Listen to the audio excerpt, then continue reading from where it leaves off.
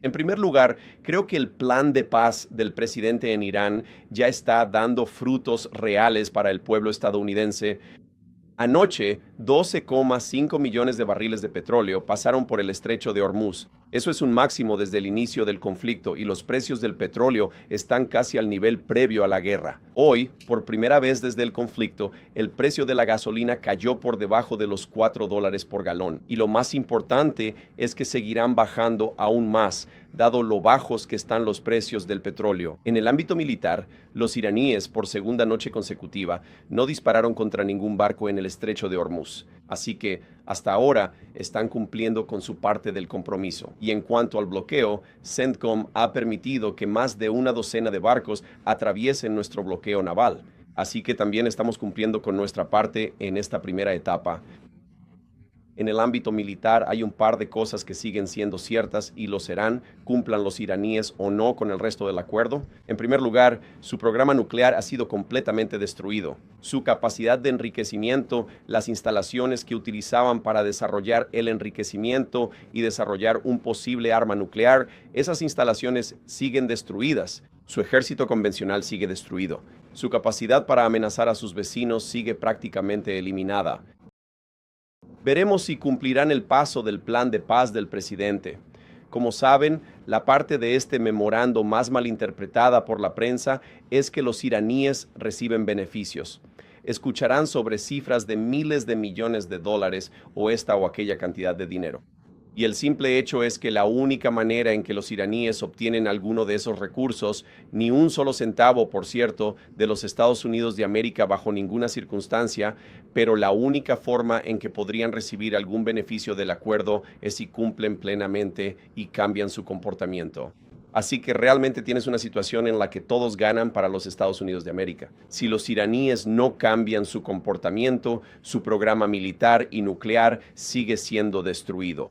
Si ellos cambian su comportamiento, entonces tendrán una relación transformadora con Medio Oriente y Medio Oriente tendrá una relación transformadora con el pueblo de Irán. Eso es una victoria para el pueblo estadounidense y para el presidente de los Estados Unidos, independientemente de la opción que los iraníes elijan finalmente. Obviamente queremos que elijan la opción correcta. Lo interesante de su sistema, y creo que es importante que el pueblo estadounidense aprecie este punto en particular, es que existen verdaderas divisiones dentro de su país sobre cómo proceder exactamente. Y lo que hemos visto en los últimos meses es que los pragmáticos dentro del sistema iraní, las personas que realmente quieren transformar su relación con Medio Oriente y con el mundo, esas personas están ganando el debate. Estados Unidos quiere que esas personas ganen el debate. Estados Unidos quiere tener una mejor relación, pero para que eso suceda, los iraníes tienen que cumplir. Y si no cumplen, como hemos dicho antes, no obtendrán ninguno de los beneficios del acuerdo. Así que lo que les pediría a todos ustedes es simplemente que informen honestamente que Estados Unidos no está entregando ni un centavo a Irán y que incluso los beneficios económicos, el alivio de sanciones y demás que vienen con este acuerdo solo ocurren si los iraníes cumplen. Con eso quiero darles las gracias a todos ustedes. Es un gusto estar con ustedes esta mañana. Y ahora pasaré a las preguntas. Comencemos justo aquí a la derecha. Gracias. A usted, señor vicepresidente, quería hacerle una pregunta de seguimiento sobre algo que acaba de mencionar. Usted habló sobre la posibilidad de que el actual liderazgo iraní cambie fundamentalmente su comportamiento. ¿Cree usted que el actual liderazgo iraní reconoce el poder de influencia que Estados Unidos tiene sobre ellos, tanto económica como militarmente, lo suficiente como para realmente avanzar hacia un cambio fundamental en su comportamiento a largo plazo y hacer las cosas de manera diferente? Así que ¿saben cuánto influye EU sobre ellos? Ya lo vimos en nuestras charlas, lo hemos visto en su comportamiento estos días. Reconocen que Estados Unidos tiene una gran influencia. ¿Llevará eso finalmente a un cambio de comportamiento? No lo sé. Sabe, he visto a escépticos del acuerdo decir que los iraníes nunca cambiarán su comportamiento. Bueno, tal vez eso sea cierto. Y si es así, no obtendrán ninguno de los beneficios del acuerdo. Ellos. ¿Pero no vale la pena intentarlo? ¿No vale la pena ver si esta posición increíblemente debilitada en la que el presidente de los Estados Unidos ha puesto a los iraníes los motiva a cambiar su comportamiento, no solo frente a Occidente, sino también frente a Medio Oriente? Una de las cosas interesantes sobre esto es, ya sabe, los detalles técnicos de esto. Por supuesto, podemos entrar en eso. Habrá muchas opiniones sobre la negociación, sobre hacia dónde va a ir finalmente, pero tiendo a pensar que deberías confiar en las personas que mejor conocen a los iraníes y que más tienen que perder. ¿Qué dicen los estados árabes del Golfo sobre este acuerdo? ¿Qué dicen sobre este acuerdo en comparación con el JCPOA de 2015? Ese es el acuerdo nuclear de Obama. Bueno, en ese entonces odiaban ese acuerdo. Sentían que eso empoderaba a los iraníes para actuar de manera negativa en toda la región. Y por supuesto, eso fue exactamente lo que sucedió. Tenían razón en eso. ¿Qué dicen sobre el acuerdo de paz del presidente? Dicen que esto es algo increíblemente transformador para la región porque de cualquier manera nosotros y la región en general ganamos. Irán está debilitado, su programa nuclear destruido, su economía en una situación desesperada. Y si cambian su comportamiento, grandes cosas van a suceder para Irán y para el mundo. Si no lo hacen, no nos afecta en nada. De cualquier manera, ganamos. Y así es como el presidente ha estructurado este acuerdo y esta negociación.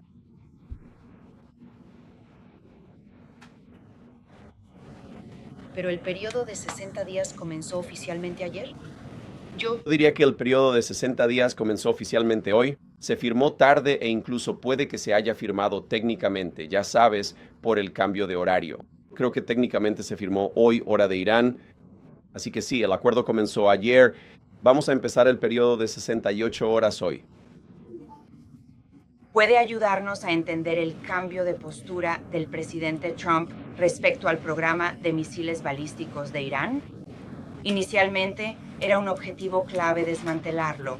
Ayer dijo que solo sería justo que tuvieran algunos si los países alrededor de Irán también tuvieran algunos. Entonces, ¿cuándo y por qué cambió eso? ¿Y el acuerdo final tendrá alguna restricción sobre estos misiles? Así que destruimos una cantidad considerable de sus misiles balísticos y, disculpe, de los propios lanzadores de misiles balísticos. No se trata solo de las balas, sino del arma en sí. Y eso es en lo que fuimos sumamente efectivos al destruir durante los últimos 3 meses de la campaña.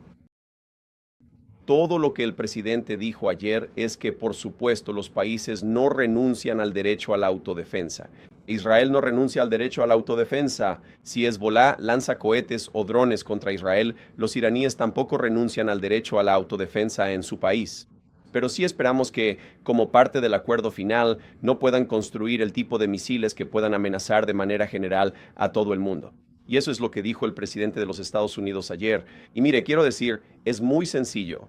No se le puede decir a un país, ya sea Israel o Irán, que no se le permite tener ningún tipo de autodefensa. Eso no es lo que ha pedido el presidente, eso no es lo que ha solicitado el presidente.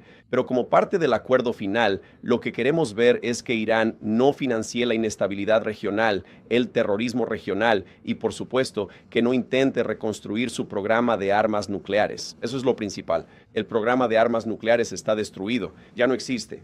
Si los iraníes decidieran mañana construir un arma nuclear, simplemente no tienen la capacidad para hacerlo. Lo que intentamos asegurar es que no reconstruyan esa capacidad, no solo dentro de un año o dos, sino durante muchos, muchos años, para que nuestros hijos nunca tengan que preocuparse de que un Estado patrocinador del terrorismo tenga un arma nuclear. Gracias. Señor vicepresidente, usted acaba de decir que espera que este acuerdo impida que Irán obtenga un arma nuclear en el futuro. Pero según lo que se ha dado a conocer del memorando de entendimiento, tengo curiosidad. ¿Cómo refleja el MOU que en el futuro Irán no conseguirá de hecho un arma nuclear? ¿Qué les impide en el futuro, como usted dice, volver a intentarlo? ¿Reconstruir y reiniciar desde donde estábamos antes de la guerra? Bueno, Primero necesitarían muchísimo dinero para reconstruir su programa nuclear. Hablamos de miles de millones en infraestructura que Estados Unidos destruyó y que ahora deben reponer. Mantenemos un estrangulamiento económico hasta que cambien su comportamiento. ¿Cómo sería? Exigimos un régimen de inspección y cumplimiento según el MOU y destruir su material enriquecido. Todas estas cosas son los tipos de pasos que vas a tomar si realmente estás comprometido a terminar con tu programa de armas nucleares. Y por eso vuelvo a este intercambio fundamental que está incorporado en el acuerdo. Ellos necesitan dinero para hacer cualquier cosa. Su economía está en una situación absolutamente desesperada. pero para que ellos puedan integrarse de alguna manera a la economía mundial, van a tener que demostrarnos y verificarnos que están cambiando su comportamiento, y por eso el acuerdo está estructurado de la manera en que lo está. Adelante. El presidente Trump dijo ayer que te iba a culpar si las conversaciones con Irán no salen bien. ¿Te preocupa que él vaya a convertirte en el chivo expiatorio? No, en absoluto. Quiero decir, creo que el presidente estaba bromeando como suele hacerlo. Pero no, creo que, mira, todo el equipo ha trabajado muy bien en esto y hemos llevado este asunto a un muy buen punto para el pueblo estadounidense. Ahora he visto algunas críticas progresistas hacia mí personalmente diciendo: ¿qué experiencia tiene el vicepresidente de los Estados Unidos en negociaciones hostiles y de alto riesgo? Y yo le señalaría a esos críticos progresistas el hecho de que hace apenas 2 días pasé más de 1 hora en The View, así que en realidad tengo mucha experiencia en negociaciones muy hostiles. Y la he utilizado. Quiero decir, mira, Joy Behar es mucho más dura que los iraníes y ahora ella y yo somos mejores amigos, así que vamos a llegar a un buen lugar aquí. Vamos a llegar a un buen lugar. Ya estamos en un buen lugar. Solo es cuestión de si realmente podemos ponerle la guinda al pastel de transformar fundamentalmente la relación de Irán con el mundo. Adelante. Gracias. Solo un par de preguntas sobre los tiempos. ¿Cuánto tiempo, según lo que establece el MOU, puede Irán empezar a vender parte de su petróleo que ha estado, digamos, incautado, correcto, con el bloqueo? Y segundo, ¿puede explicar un poco el componente del Líbano en el MOU y cómo funciona ese frente en cuanto a su aplicabilidad? Sí, entonces el componente del Líbano, esto trata sobre la paz regional, ¿verdad? Esto trata sobre la paz regional y lo que eso significa es que esperamos que Hezbollah no esté lanzando cohetes ni drones contra los israelíes y también esperamos que los israelíes no se descontrolen en el Líbano, ¿correcto? Ambas partes tienen que cumplir con su parte del acuerdo. Ahora, como saben, a veces estos altos el fuego son un poco desordenados. Biden dijo hace poco que la tregua allí implica que hay menos fuego. Se ven avances en el Líbano, con menos ataques, aunque sigan ocurriendo brotes de violencia ocasionales. Esa situación se gestionará vía diplomática. El secretario Rubio ha sido clave y ha funcionado muy bien porque ahora hay bastantes menos disparos. Pero va a ser algo que tendremos que seguir gestionando. Y eventualmente lo que queremos ver es al gobierno libanés, a los representantes electos del pueblo del Líbano, que sean capaces de vigilar el sur del país para que Hezbollah no se apodere de la nación. Los israelíes no se sienten amenazados y en consecuencia los israelíes tampoco están atacando el sur del Líbano ni Beirut. Ese es el plan allí. Preguntaste sobre el petróleo iraní. Mira, una de las cosas interesantes que hemos visto es que los iraníes han sido completamente incapaces de vender petróleo, no por las sanciones, sino por el bloqueo. Fundamentalmente, lo que hemos hecho aquí, el acuerdo original de lo que damos y lo que ellos dan, es que dijimos que vamos a levantar el bloqueo. Vamos a permitirles vender parte de su petróleo y ellos van a abrir el estrecho de Hormuz. Ya vemos que ese proceso está empezando a funcionar. Va a tomar un poco de tiempo antes de que se acelere por completo, pero así es como estamos hoy. Gracias, vicepresidente. El acuerdo sobre el estrecho asegura 60 días sin peajes. Pero luego habrá un diálogo regional entre Amán e Irán sobre la futura gobernanza. EU prevé que Irán presione agresivamente, pero los estados del Golfo rechazarán los peajes. ¿Con cuánta firmeza luchará Estados Unidos para mantener el estrecho libre de peajes y evitar cualquier tarifa para el futuro tráfico comercial del estrecho? ¿Y van a dejar que sean los estados del Golfo quienes se encarguen de esto? Creemos que las vías internacionales deben estar libres de peajes. Esa es nuestra posición, reflejada en el memorando de entendimiento. Y cuando dices que lo deja abierto, en realidad no lo deja abierto, salvo en el sentido de que, por supuesto, la negociación final establecerá los términos de lo que vendrá después. Correcto. Dijiste, creo que son los omaníes y los iraníes, pero en realidad el memorando de entendimiento contempla que los omaníes, los iraníes y la coalición de la costa del Golfo juntos definirán un marco de seguridad adecuado para los estrechos en el futuro. Y a lo que me refiero con eso es que no queremos que esto vuelva a suceder nunca más. Eso no tiene que ver con peajes. Se trata de asegurar que los estrechos nunca más sean utilizados como un punto de estrangulamiento para la economía global. Francamente, no es lo que quieren los iraníes ni lo que quieren los omaníes, tampoco es lo que quiere el CCG. Así que lo que vamos a hacer, por supuesto, trabajando con nuestros aliados en la región, es asegurarnos de que eso quede reflejado en el acuerdo final. Y si eso no queda reflejado en el acuerdo final, no habrá acuerdo final. Y eso es, sigo volviendo a este punto estructural fundamental de esta negociación, que es que tenemos todas las cartas. Si los iraníes quieren los beneficios del acuerdo, tienen que darnos las cosas necesarias para obtener esos beneficios. Adelante. Gracias, señor vicepresidente. Lo haremos. Bien. Bien, ustedes dos. Hay uno de blanco y luego uno de naranja, creo. ¿Y el rosa? Yo... Lo siento. Bien, tal vez soy daltónico. A mí me parece más naranja. No quiero debatir sobre eso. Naranja, rosado. Tú primero y luego la persona frente a ti puede ir en segundo lugar. Gracias, señor presidente. ¿Cómo se relacionan los puntos sobre conceder algunas exenciones inmediatas a las sanciones, especialmente del Departamento del Tesoro, con la ley de revisión del acuerdo nuclear con Irán? ¿Y tienen planeado informar al Congreso sobre esta parte? Sí. Hablé con James Braid, nuestro jefe de OLA. Tenemos previsto informar al Congreso muy pronto. Creo que recibieron la copia formal del documento firmado esta mañana y si no, la recibirán en algún momento más tarde hoy. Estamos planeando una sesión informativa. Creo que en este momento la Cámara está fuera de sesión. El Senado está en sesión, aunque tal vez lo haya invertido. Pero vamos a asegurarnos de que el equipo informe al Congreso y, por supuesto, responda a sus preguntas. Lo hemos hecho informalmente con varios congresistas esta semana. Seguiremos con una sesión informativa formal. No diré exactamente cuándo será eso porque depende un poco del calendario de sesiones. Sobre tu punto acerca de las sanciones, volveré a lo que dije antes, que realmente el punto de estrangulamiento del petróleo iraní nunca fueron las sanciones.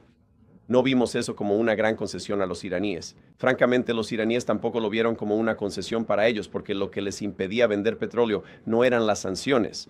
Estaban vendiendo mucho petróleo sin ningún descuento, porque las sanciones en ese momento eran fundamentalmente ineficaces. Lo que sí hicieron las sanciones fue mover el sistema financiero iraní hacia una especie de sistema bancario en la sombra. Así que al levantar el bloqueo, eso es lo significativo que ha cambiado. Y al levantar las sanciones, en realidad vamos a poder ver un poco hacia dónde envía y recibe dinero su sistema financiero. Eso es un verdadero beneficio para el pueblo estadounidense. Y eso realmente es lo único que ha cambiado.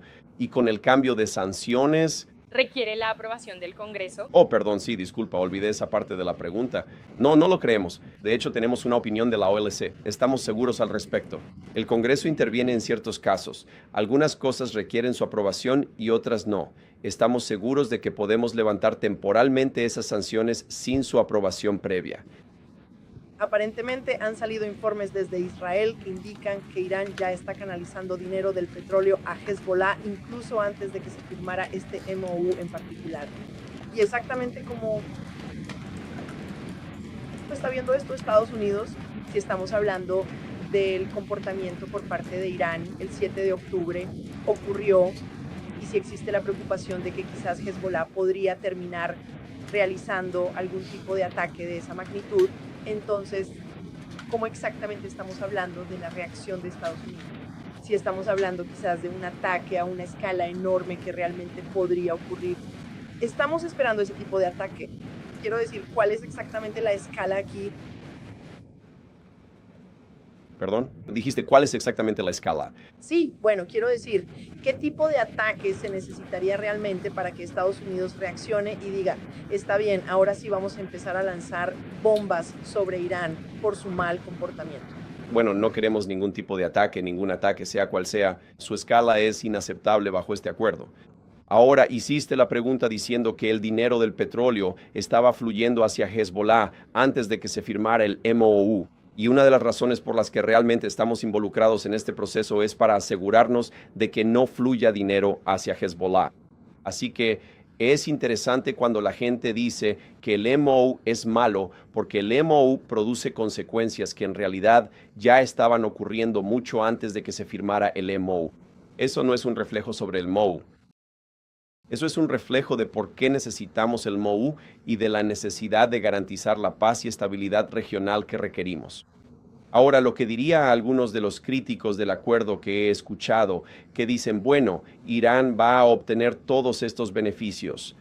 Voy a repetir lo que he dicho, y probablemente tendré que repetirlo varias veces. ¿Cuál es el beneficio que obtienen los iraníes que no tenían antes? Y la respuesta es nada. No obtienen nada a menos que cambien su comportamiento. Si cambian su comportamiento, eso es algo que celebrar.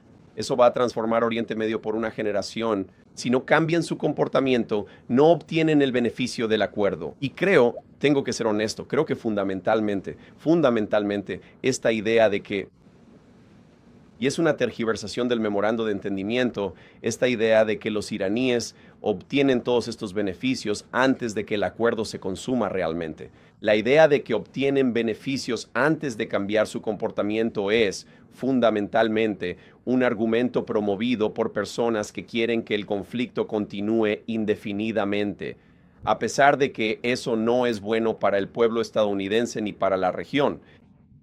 Allá al fondo, hasta el fondo, de rojo. Muchas gracias, señor vicepresidente. Aquí de rojo. Quiere decir, ¿es usted? Lo haremos. Perdona. Gracias. Uso un rojo vivo. Mucha gente está usando rojo. Puedes ir primero, Cara. Bien. Gracias, Karen. Y luego después de eso. Genial. ¿Podría destacar las principales diferencias entre este acuerdo y el acuerdo del presidente Obama en 2015 y por qué la administración considera que este acuerdo es superior?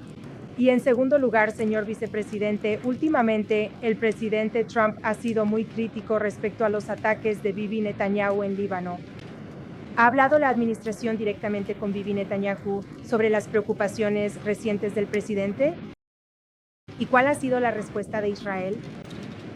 Sí, hablamos con Bibi o con alguien del gobierno israelí, así como hablamos con la coalición de la Costa del Golfo, nuestros socios regionales, prácticamente todos los días, al menos en algún nivel alto de nuestro gobierno. Mire, el presidente ha sido muy claro. Él no se retira de Israel. Nadie podría retirarse de otro país. El derecho a la autodefensa. Israel tiene derecho a defenderse. Pero en esencia los israelíes, al igual que todos los demás, deben respetar este proceso de paz que, en el fondo, es bueno para ellos y para toda la región. Lo que a veces frustra al presidente es que parece que estamos justo al borde de un gran avance en el acuerdo. Y de repente ocurre una gran explosión en un centro de población civil en Beirut y muchas personas que no tienen nada que ver con Hezbollah pierden la vida. Eso no es aceptable. Ese es el tipo de cosas por las que hemos pedido una coordinación más estrecha para asegurarnos de que no suceda. Y nuestro mensaje para los israelíes, al igual que para todos los demás, es en esencia que queremos que este proceso de paz sea bueno para ustedes. No queremos que Hezbollah ataque a Israel. Pero para asegurarnos de que eso suceda, tenemos que construir realmente el tipo de marco regional que pueda cortar el financiamiento a Hezbollah, cortar el apoyo iraní a Hezbollah y también garantizar que la soberanía territorial del Líbano sea respetada por todas las partes. Y la diferencia entre los dos acuerdos. Entonces, primero que nada, las dos grandes diferencias ni siquiera están en el contenido del acuerdo en sí, sino en algo que mencioné antes. En primer lugar, la coalición de la Costa del Golfo ama este acuerdo, porque piensan que debilita a Irán. Odiaban el acuerdo de Obama porque pensaban que fortalecía a Irán. Ellos saben más sobre esto y tienen más que perder que nadie, incluyendo a los Estados Unidos de América. Así que confío en su juicio. La segunda cosa es de dónde proviene el acuerdo. Hay que recordar que en 2015 Irán había construido un sofisticado programa de armas nucleares con un arsenal nuclear. Así que la perspectiva desde la que llegamos como Estados Unidos fue, ya tienes un programa nuclear bastante avanzado. Vamos a sobornarte con dinero estadounidense para que lo detengas. Nuestra perspectiva y desde donde lo abordamos es que ya destruimos tu programa nuclear. Y así, si prometes y demuestras vías verificables para no reconstruirlo, entonces estamos dispuestos a darte cierto alivio de sanciones y cosas por el estilo. Así que es una perspectiva fundamentalmente diferente. Ahora bien, también existen todas estas diferencias sustantivas. El pacto de Obama avalaba enriquecimiento. No lo permitirá. El acuerdo de Obama permitía la acumulación de material de grado armamentístico almacenado. El nuestro en realidad está conduciendo a la destrucción de ese arsenal de material enriquecido. Así que hay muchas diferencias. El plan de Obama les dio más de 1.000 millones en fondos de UAU. Este acuerdo les da 0. Hay diferencias clave, pero lo más importante es que negociamos con fuerza y nuestros socios del Golfo lo apoyan. No, perdón, dije el otro. hasta el fondo. Gracias. Margaret de The Daily Wire. El presidente ha dicho que si Irán no se comporta, vamos a reanudar la acción militar. Entonces, ¿cuál es la línea roja de lo que Irán puede hacer antes de cruzarla y que reanudemos la acción militar? Bueno, será un enfoque holístico en el que observaremos su comportamiento. ¿Están financiando el terrorismo? ¿Están provocando ataques contra otras personas? ¿Están intentando conseguir centrifugadoras para reactivar su programa de armas nucleares? Hay todas estas preguntas que vamos a hacer sobre si realmente han cambiado su comportamiento. ¿Permiten la entrada de los inspectores como prometieron que harían o se niegan a permitir la entrada de esos inspectores? Hay toda una serie de cosas que vamos a observar. Estamos trabajando para lograr una resolución muy exitosa de este proceso. Pero, de nuevo, se necesitan dos para bailar tango. Y lo que el presidente está diciendo es que mantenemos una influencia económica, diplomática y militar que nadie más en el mundo tiene. Así que si los iraníes quieren cambiar, genial, vamos a ayudarlos. Si no cambian, todavía tenemos todas las cartas. Gracias. Sí. Oh, perdón. ¿La persona de la chaqueta azul? Sí. Esta persona de aquí, señor vicepresidente. Esa es una chaqueta azul marino. Debatimos la diferencia entre azul y azul marino. Te enrollas con cada pregunta. Le toca a ella.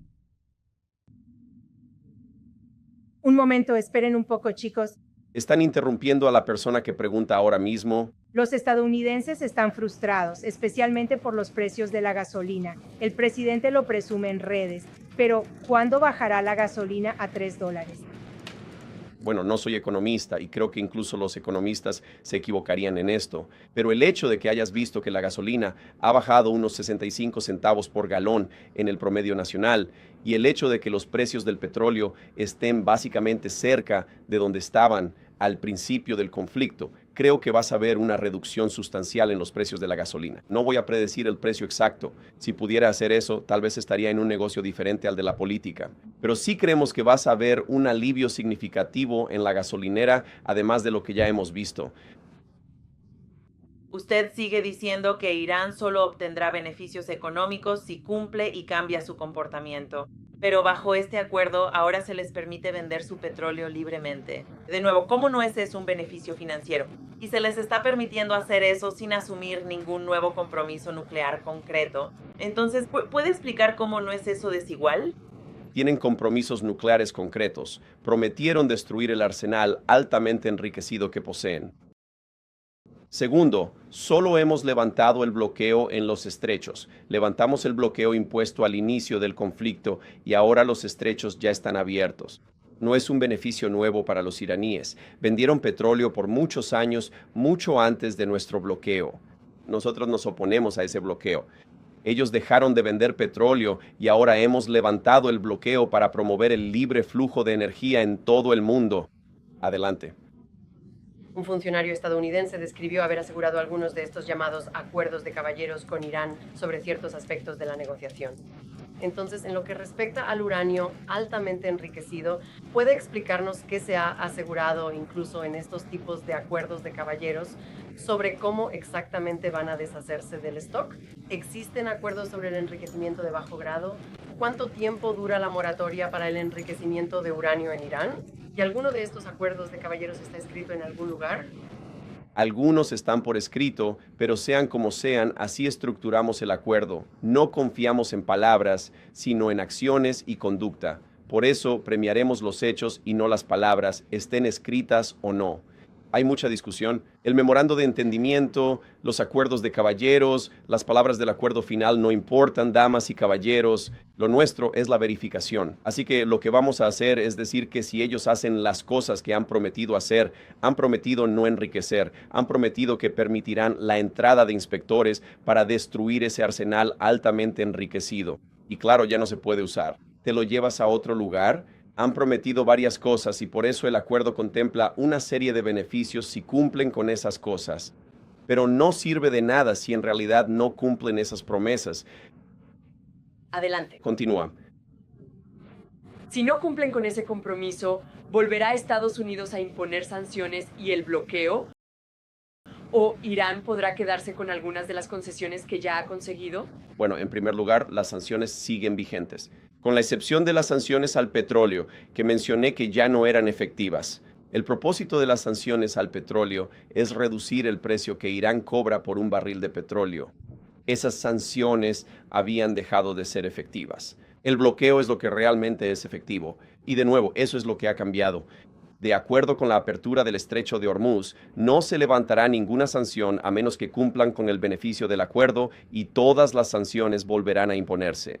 Por ejemplo, si en 2 años cumplen con el programa nuclear y levantamos las sanciones según el acuerdo, pero luego reconstruyen el programa, las sanciones se reimpondrán. Y por eso realmente es como un dial, a medida que aumentan su buen comportamiento. Cuando podamos aumentar el alivio económico, si ellos disminuyen su buen comportamiento, podemos suspenderlo. Esa capacidad de presión es clave y así es con gran influencia financiera. Adelante. Continúe. Gracias, señor vicepresidente. El líder Thune dijo que no es realista lograr que se apruebe la ley Salvar América adjuntándola a FISA, que es lo que busca el presidente. ¿Cree usted que esto es posible? Bueno, ¿por qué no lo intentamos? ¿Por qué no intentamos al menos forzar a la gente a votar en contra? Una de las cosas que, ya sabe, a veces me frustra del proceso legislativo es que la gente entra diciendo que esto no es posible, así que ni siquiera lo vamos a intentar. Bueno, veámoslo realmente, intentémoslo. Y si no es posible, entonces que la gente ponga su nombre en ello. Esto también es bueno para el pueblo estadounidense. ¿Cuántos senadores estadounidenses saben que al pueblo estadounidense le encanta la ley Salvar a América porque creen en la identificación de votantes? Pero ¿cuántos de esos mismos senadores no quieren votar a favor porque saben que los elementos radicales dentro de su propio partido los castigarían por ello? Dejemos que la gente se pronuncie oficialmente y realmente responda ante el pueblo estadounidense. Por eso creo que deberíamos hacer exactamente lo que dijo el presidente. Rob, vicepresidente. Vicepresidente. Vicepresidente. Rob. El lunes nos dijeron que el MOU se publicaría en un plazo de 48 horas. Luego el presidente dijo que sería después del viernes. Tú dijiste entonces que sería para el viernes. Y luego terminó leyéndose en una llamada informativa ayer. Nos dijeron que el MOU había sido firmado electrónicamente el domingo. Hubo un informe de Axios que decía que no había sido así. Va a haber una ceremonia de firma el viernes y luego se firmó en Versalles ayer por la noche. Lo que sucede detrás de escena es tan caótico como su comunicación pública. Bueno, no creo que nuestra comunicación pública haya sido caótica. Creo que lidiar con un sistema iraní fracturado, donde la comunicación no es buena, es simplemente algo que a veces no apreciamos del todo o no entendemos completamente. Lo que realmente ocurrió aquí es que sí firmamos el MOU el domingo. Eso fijó los términos del acuerdo. Lo que los iraníes nos dijeron fue que preferían no publicar el texto hasta el viernes. Realmente no entendí eso. Yo quería publicar el texto de inmediato, pero para ser complacientes con ellos dijimos, claro, está bien, esperaremos hasta el viernes. ¿Y luego qué pasó? Durante el lunes y el martes el presidente estaba en el G7. Quizás líderes extranjeros estaban hablando con los iraníes y animándolos a hacer eso. Definitivamente les estábamos diciendo que entendíamos su deseo de no publicar el texto hasta el viernes. Pero ya sabes, vivimos en un sistema democrático. El pueblo estadounidense quiere ver el texto de este acuerdo. Sin duda, nos gustaría publicarlo lo antes posible. Así que se les ocurrió que su presidente lo firmara, nuestro presidente lo firmara, y luego simplemente publicar el texto como un documento firmado inmediatamente en ese momento. Me pregunto, Rob, esto es pura conjetura. Solo estoy adivinando esto. Me pregunto si parte de esto es que querían tener una traducción al persa, una traducción al farsi con la que se sintieran conformes. Y luego, por supuesto, una vez que lo traducen al farsi, nuestro Departamento de Estado tiene que confirmar que la traducción al farsi coincida en significado con el inglés. Creo que eso es parte de lo que estaba ocurriendo aquí. Pero el texto ya está disponible ahora. Dijimos que seríamos transparentes al respecto. Pero la razón por la que hubo idas y vueltas sobre cuándo exactamente se publicaría el texto es simplemente, estábamos tratando de mostrar buena fe a los iraníes, quienes, por razones que desconozco, se preocupaban mucho por cómo se presentaba el texto en sí. Corbata azul ahí. Muchas gracias. Gracias. Muchas gracias, vicepresidente. Como usted sabe, porque estuvo involucrado en este proceso, el MOU permite que Irán venda su petróleo de inmediato, lo que significa que Irán puede recibir mensualmente decenas de millones de dólares. La economía de Irán estaba hecha trizas. ¿Cómo es que esto no equivale esencialmente a darle un salvavidas económico a Irán? ¿Y qué impide que Irán use todo ese dinero, todos esos millones de dólares, para apoyar a sus aliados en la región? Bueno, lo principal es que ahora realmente vemos hacia dónde se mueve el dinero gracias a lo que hemos hecho con las sanciones financieras. De hecho, sabemos a dónde va a ir ese dinero y por eso tenemos mucha confianza en que vamos a poder verlo. Si intentan financiar organizaciones terroristas, vamos a poder detectarlo. Pero usted dijo que millones de dólares son un salvavidas. En este momento, la nación iraní es una nación de 94 millones de personas. Su economía está en caída libre. Tienen una inflación altísima. Y fundamentalmente, alrededor de $1 billón en daños a su base industrial se causaron en los últimos 3 meses. La idea de que vender unos pocos millones de dólares en petróleo va a transformar fundamentalmente la economía iraní, eso simplemente no es cierto. Pensamos que sería bueno para levantar el bloqueo y abrir el estrecho de Hormuz, permitir el libre flujo de energía. Consideramos razonable que, si íbamos a permitir que todos los demás vendieran su energía durante este periodo de negociación, permitiríamos que todos lo hicieran, que vendieran su energía. Eso es todo lo que estamos haciendo. Podemos volver a imponer todo de inmediato si los iraníes no hacen el acuerdo que esperamos. Sí, señor. Hablemos sobre el personaje de Vice en este juego. Presidente, cualquiera de los dos. Cualquiera de los dos. No, sí. Chicos, ¿qué tal si los dos? Adelante. Señor vicepresidente, el presidente Trump dijo terminaremos uno hablando de Irán y luego dijo después sigue Cuba. Cuba es la siguiente y también sobre Colombia, señor vicepresidente. Él ha mencionado a Colombia 3 veces esta semana. ¿Por qué es tan importante el día de las elecciones en Colombia para el presidente Trump? Ustedes tienen que preguntarle a Marcos sobre Cuba. Eso no es... Miren, nuestra opinión... Adelante en un segundo, pero déjenme responder la pregunta de este chico primero. Fundamentalmente, en Cuba es un sistema que no ha funcionado. No pueden ganar dinero. Su economía está, francamente, probablemente en peor estado que la economía iraní. Está a 90 millas de nuestra costa, así que cada vez que hay una crisis, terminamos teniendo refugiados desesperados o personas desesperadas que no pueden alimentar a sus familias, tratando de entrar en masa a nuestro país. Queremos que el pueblo cubano sea feliz y tenga éxito. De hecho, estamos hablando ahora mismo con el gobierno cubano sobre cómo podrían cambiar sus formas para cambiar esa situación.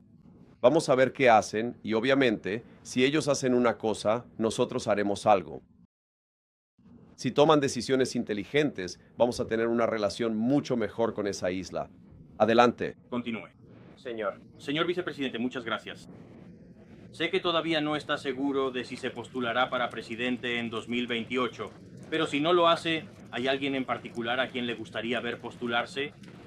¿Cómo te llamas? Mi nombre es Stephen Kapuska. Señor. Quiero que Stephen Kapuska se postule para presidente en 2028.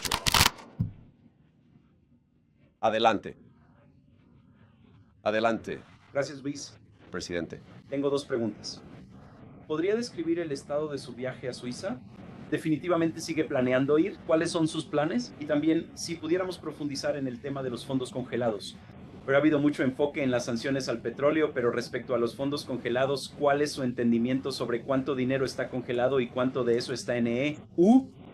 Y un alto funcionario de la administración informó a algunos de EU, reporteros a principios de esta semana, que podría haber pequeñas sumas, eso fue lo que dijo, como pequeñas liberaciones de dinero para generar confianza con los iraníes al principio.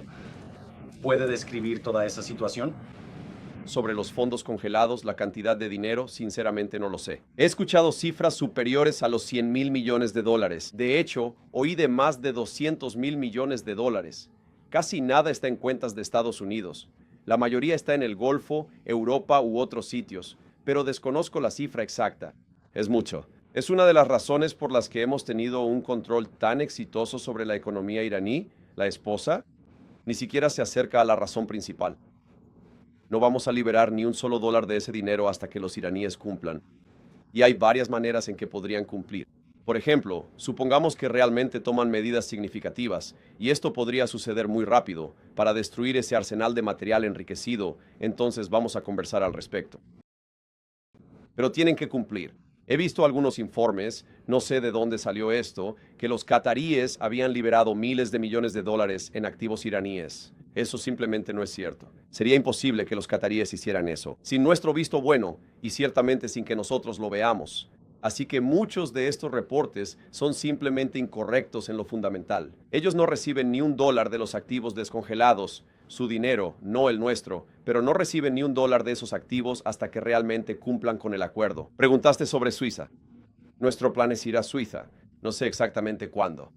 La manera en que estamos organizando esta negociación técnica es que, obviamente, vas a tener a los líderes políticos involucrados.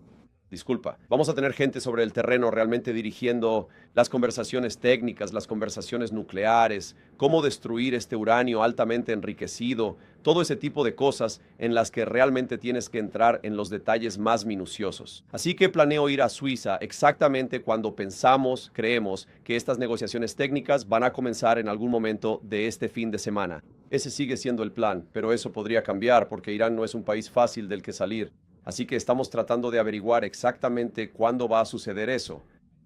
Sospecho que será este fin de semana, pero no estoy seguro. Depende de cuándo lleguen los iraníes exactamente. Lo estamos resolviendo ahora, pero creo que será este fin de semana. Vamos a averiguarlo exactamente en los próximos días. Adelante, amigo. Bueno, muchas gracias, señor vicepresidente. Solo 2 preguntas para usted. Para dar seguimiento a una pregunta anterior, el secretario Rubio dijo en marzo que el objetivo de esta guerra era, cito, eliminar la amenaza de los misiles balísticos de corto alcance de Irán. Usted acaba de decir antes que el programa militar está destruido. Estados Unidos, las estimaciones de inteligencia de EEUU indican que Irán aún conserva aproximadamente el 70% de su arsenal de misiles balísticos y de crucero previo a la guerra. Entonces, ¿cuándo decidió la administración abandonar esa parte de la misión original? Y luego, en segundo lugar, de cara al futuro, usted está liderando al equipo de EEU. El equipo de EEU, en lo que respecta a las negociaciones, ¿qué tanto se involucrará? Sí, ciertamente planeo liderar al equipo negociador de equipo negociador. Pero sobre la primera pregunta, sabe, usted mencionó un informe de inteligencia que fue filtrado de manera anónima a un periodista y que carecía de contexto. Y eso, francamente, no es exacto. Lo que ha cambiado respecto al programa de misiles balísticos iraníes es que importa mucho menos la cantidad de misiles que tienen, la cantidad de balas. Lo que importa mucho más es la cantidad de lanzadores que poseen y, lo más importante, los equipos en el terreno que tienen la capacidad de lanzar esos misiles. Su capacidad para lanzar misiles ha sido degradada sustancialmente. ¿Es cero? No, pero ha sido degradada sustancialmente.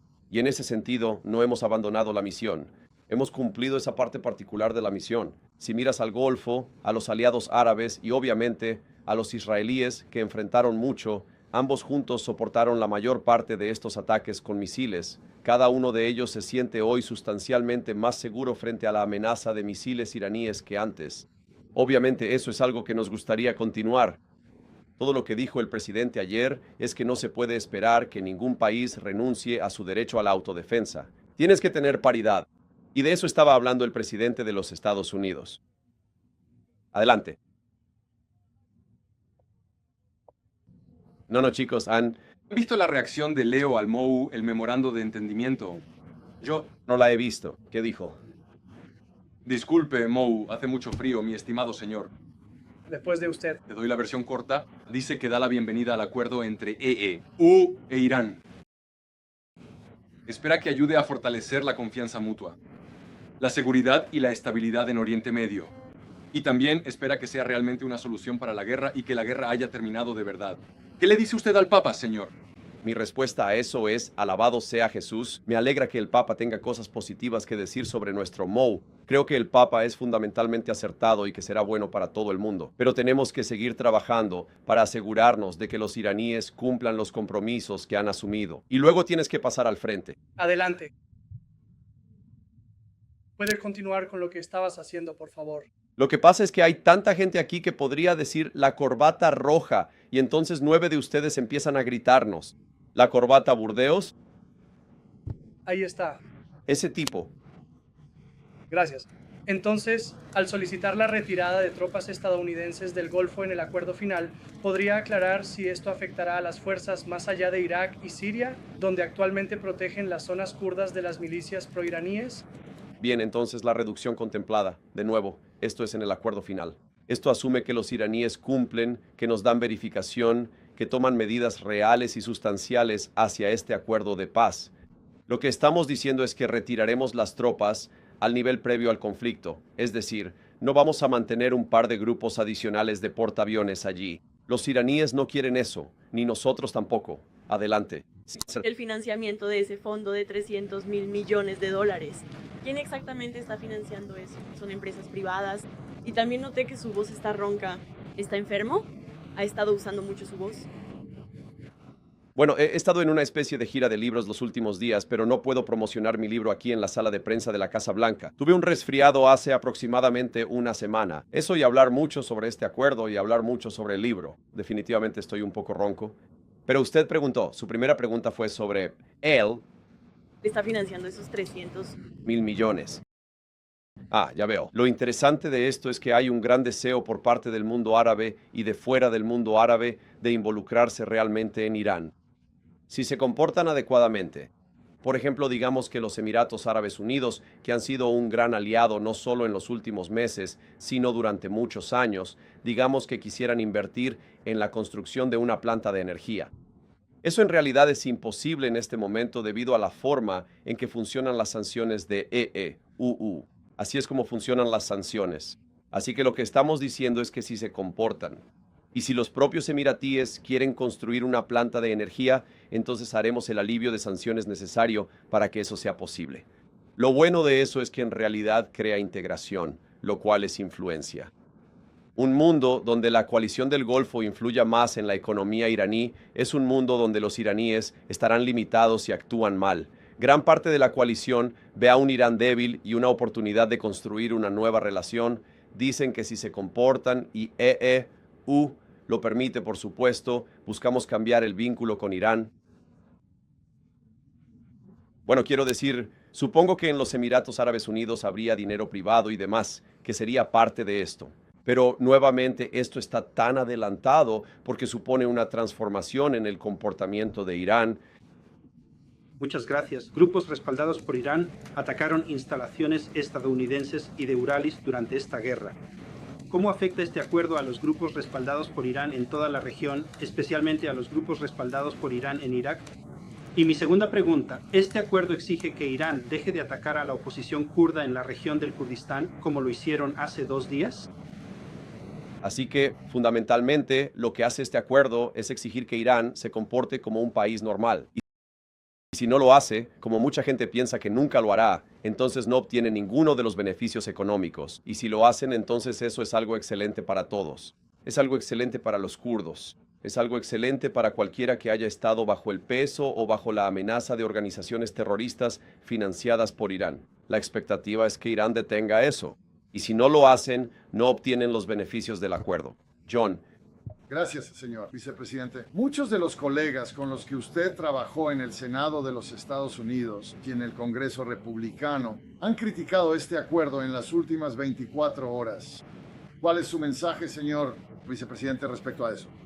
Así que supongo que lo que diría a cualquiera de los críticos es, en primer lugar, que tengan un poco de fe en el presidente de los Estados Unidos. La idea de que él va a hacer un acuerdo que sea malo para el pueblo estadounidense es absurda. Él es la persona que ha tenido el valor de transformar fundamentalmente nuestra relación con Irán y con muchos otros países en el último año y medio. Él cree en este acuerdo. Él va a asegurarse de que se lleve a cabo hasta el final. Y si los iraníes no cumplen, todavía tenemos cada una de las herramientas y puntos de presión que tenemos hoy. Eso sería. El primer mensaje es que tengan un poco de fe en la capacidad del presidente, dado que nos ha llevado hasta aquí para dar el paso final. Lo segundo que diría es que muchas de las cosas que he leído o escuchado que la gente cree sobre este acuerdo son simplemente falsas. Es un memorando de entendimiento. Es fundamentalmente un principio que sí, el estrecho de Hormuz va a estar abierto de inmediato, y de hecho ya lo está. Sí, van a entregar su material altamente enriquecido, pero tienen que hacerlo realmente. Se trata de conducta, se trata de recompensar la buena conducta y castigar la mala conducta, que en cierto modo es lo que hemos estado haciendo durante los últimos 3 meses. En lo que respecta a ese país, de todos modos. Así que muchas de las críticas que vi, Lindsey Graham hizo una declaración positiva después de expresar algunas preocupaciones. Creo que cuando la gente llegue a entender no solo el acuerdo, sino también nuestra postura negociadora como país, se darán cuenta. Esto es algo excelente para el pueblo estadounidense, pero esa es parte de nuestra labor. Tenemos que contar la historia de lo que esto significa para los estadounidenses, cómo va a hacer que todos seamos más seguros y prósperos. Por eso estoy aquí, hablando con todos. Y vamos a seguir contando esa historia en los días y semanas que vienen. Adelante. Gracias, no, señor. Jordan Conrads, de Gateway Point. Quiero volver a hablar sobre el componente del Líbano. De Israel. Hay un informe en Axios que dice que Netanyahu está furioso por esto. Israel no se siente obligado por el memorando de entendimiento en lo que respecta al Líbano. Como mencionó, su frustración con Israel es real, atacando en Beirut, golpeando edificios de apartamentos. Si eso continúa, podría hacer fracasar el acuerdo. ¿Y cuál sería la respuesta de Estados Unidos? ¿Cuál sería la respuesta ante una guerra más amplia en el Líbano? Bueno, no quiero entrar en hipótesis que puedan hacer fracasar el acuerdo, porque creo que la expectativa del presidente es que todos nuestros amigos, los israelíes, los árabes de la región, vamos a trabajar juntos y realmente llevar este acuerdo a su conclusión. Ahora vi el informe de Axios. Ya sabe que Netanyahu está furioso. Eso no refleja las conversaciones que he tenido con él, pero tal vez le esté diciendo algo a otra persona que no me está diciendo a mí.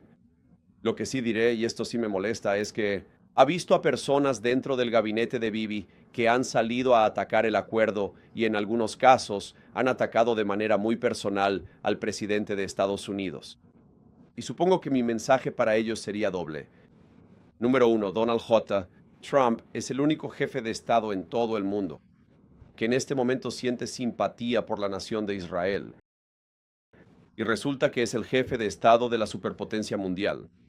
Si yo estuviera en el gabinete del gobierno israelí, quizá no atacaría al único aliado poderoso que me queda en todo el mundo. Y el segundo mensaje que les daría a algunos de esos miembros del gabinete es que Bibi, para su crédito, no ha seguido ese camino. Pero algunos de estos miembros del gabinete en Israel que están atacando al presidente de los Estados Unidos, lo otro que diría es lo siguiente. En los últimos 3 meses, 2/3 de las armas defensivas que han protegido su patria han sido fabricadas por manos estadounidenses y pagadas con los impuestos de los estadounidenses. El problema para Israel no es Donald J. Trump, y cualquiera en Israel que piense que su mayor problema es el presidente de los Estados Unidos necesita despertar y darse cuenta de la realidad de la situación en la que se encuentra ese país. Gracias a todos. ¿Estás obteniendo valor de este video? Solo le pido que le dé like, lo comparta y se suscriba al canal si aún no lo ha hecho.